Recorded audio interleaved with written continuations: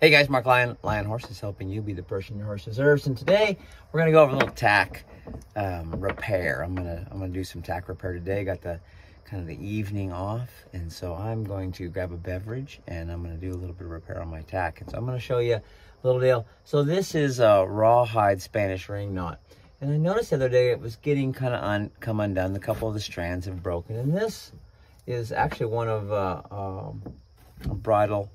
I actually have these made, and this one's about 8 years old, 7 or 8 years old. It's fairly old, but eventually those rawhide pieces will give way. It's a cute little Spanish ring knot. You can see this one on the inside.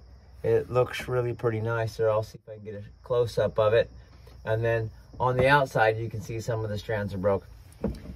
It's possible that the inside has got more moisture and a little bit of sweat added to it. And if I had done more maintenance on the outside too may have lasted, but we're gonna remedy that because today I'm gonna put some paracord.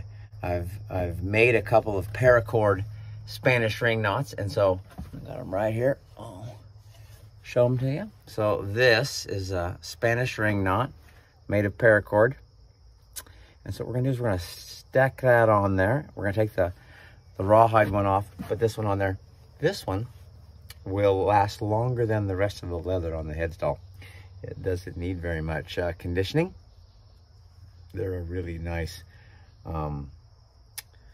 very durable knot. So anyway, I'm gonna stick that on there, and like I say, it's kind of a fun knot. I like knots. I like cowboy culture. I like, knowing how to do some of those old-fashioned traditional things, and tying a classic Spanish ring knot or a Turk's head or something like that, and being able to braid some of that stuff's kind of a cool deal. So I like being able to have that knowledge and skills. So the first thing we're going to do to replace this is we're going to take this little chin curb off, and you can see there's a little Chicago screw that keeps it from going up there. So we're going to work that over and work that off. And then we're also going to work it off the other side. There's a video that I made on why I have an extra Chicago screw on my curb strap. Pretty handy little deal. It's prevented, first of all, it prevents that thing from landing on the floor when you're bouncing down the road.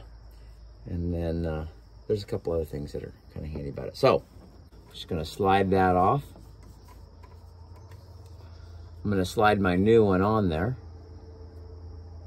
I've already got this pre-tied, and it's fairly close to the size I need, but then I'm also going to tighten it up after I get done. So now that I got that done, I'm going to take this and I'm going to slide it back up in there.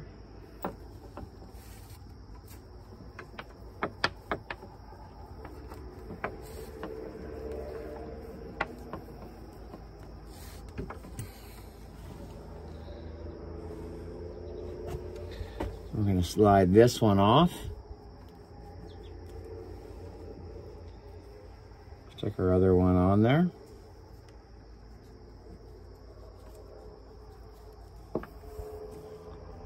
Slide that piece back on there like that. Run it back through there. And now I'll just take my needle nose pliers and I'll just kind of snug it up a little bit and get it kind of where it's snug and doing its job to kind of provide a little friction and keep the brow band where it's supposed to. It's designed to give a little friction to that brow band and keep it from sliding up and down on your crown piece, and also kind of keep that throat latch where it's supposed to be. Okay, so here we've got it all nice and snug. I did the other side too. I'll show you that one. So yeah, I made it nice and snug. Just trimmed the ends off after I took all the slack out of it. And it's all ready to go. Now that is not going to wear out like the rawhide ones. I prefer the look of the rawhide, but they just don't kind of last, especially when you don't take as much care as you should. But that one's is gonna look just fine and also wear a little longer. So anyway, hope this tip helps. Catch you guys later.